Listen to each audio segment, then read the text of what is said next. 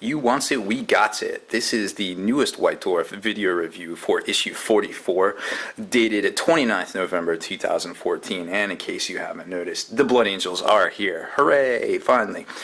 This guy, I don't know about you, but he is pretty awesome. I don't care if he has a Thunderhammer and a Stormbolter, and that just pretty much doesn't work. But he's got an Iron Halo, right? So why not? This model looks pretty good, so I'm super stoked about that. Let's take a look on the inside here, because this thing, well, I don't know, it's a little bit different. First we get a different picture up here, different kind of full bleed profile picture, and now instead of up and down, we have horizontal layouts for the contents and the new releases, which, by the way, we have Shielded Ball Deathstorm that everybody seems to be talking about all of a sudden, because it's got some new models in it, some Tyranids and some Blood Angels, right? Pretty cool stuff. This will all go on sale Black Friday for pre-order, and I think it comes out December 5th if I was a betting man. Something else I wanted to point out too before we get too far into it.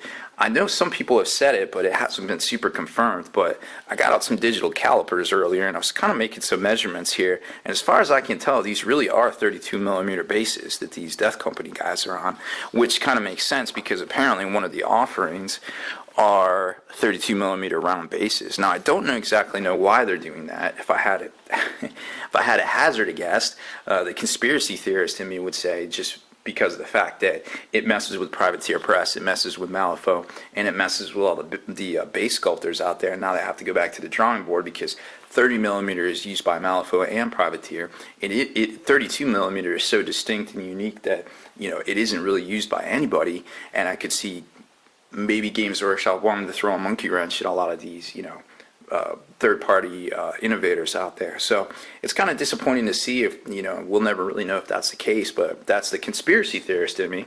The other person in me says, hey man, maybe just assault troops. Maybe that's the new thing. I don't know. It makes sense. You can get more models in, you can cover more space. It's a little bit harder to fit through gaps, but it's kind of groundbreaking. So I don't know. It's something new. We're not exactly sure what's going on there. Of course, here is the actual Deathstorm box. Contents itself. There's a campaign book, the new rules book, which they didn't have for the Space Wolves, but now for the Blood Angels we got to cover here.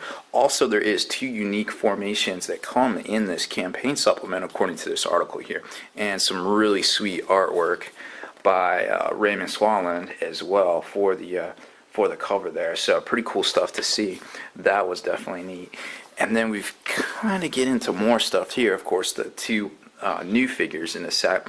Now, if you missed the Stormcall release with the Space Wolves and the Orcs, this is kind of the same deal. You only get 2 new models, but they are pretty cool, and it's kind of like bridges the gap between the 2 releases. So that's really neat to see. Then we get into some Hobbit releases, which, I mean, if that's your thing, great. There is some whispers in here too that I'll show you about a Hobbit campaign release, or actually I think it's just a kind of a light rules release that's coming in, White Dwarf 46 as well, and that should be out, I guess, in about 2 weeks or so. A couple more new releases from Black Library. Then we get into some Forge World stuff. Of course, Horus Heresy Book 4, The Conquest, went on sale, I believe, 2 weeks ago. Some of them are already en route. I imagine we're going to start seeing them this week, if not next week, delayed by Black Friday. Interesting enough, there is some tidbits in here about Necrons.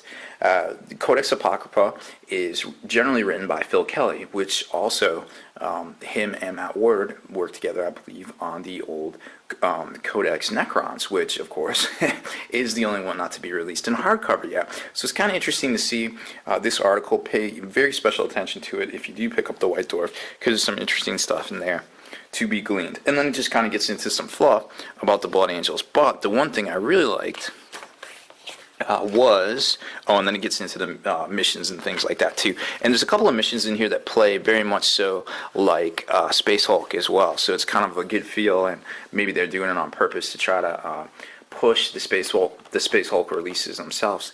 I'm not really sure. I think a lot of stores are already sold out of them, and I'm sure they'll sell out over Christmas. Finally, the return of Paint Splatter. It's been a couple of weeks.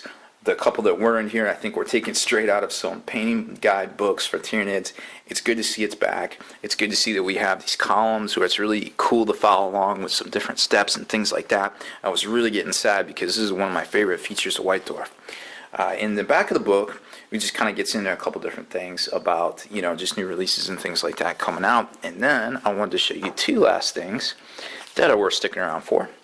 New rules coming out, like I said, for The Hobbit, according to this article right here. In White Dwarf 46, a free supplement will be included for The Hobbit. So I'm sure we'll see some new activity, renewed activity on that if they don't get their own new Hobbit supplement coming out in a few weeks here, along with the movie, which I think that actually coincides pretty much with the release date of the movie.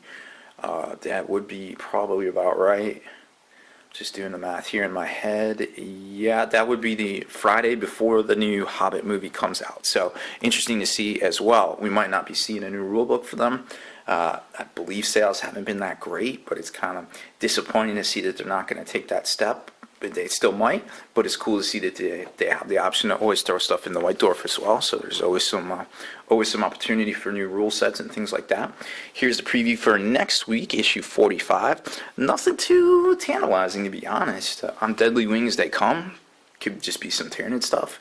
Sprues and Glue looks like it's going to make a comeback as well, because hobby content's been a little lacking as of late, and Rules of Engagement. So that might be a battle report or something like that, or maybe just some new rules as well. So it's really hard to say at this point, but I'm sure a lot of people out there are really ecstatic that we are finally seeing some new Blood Angels, and hopefully this will lead into a brand new maybe release form, maybe new rule book, something like that. But I can tell you, judging from this miniature and just the amount of attention that it has garnered in the past 2 weeks, I could not tell you how excited a lot of people are out there for Blood Angels. So hang in there, guys. Hopefully they're right around the corner. If I was a betting man, I would say 2015, but you never know. They might surprise us just before Christmas.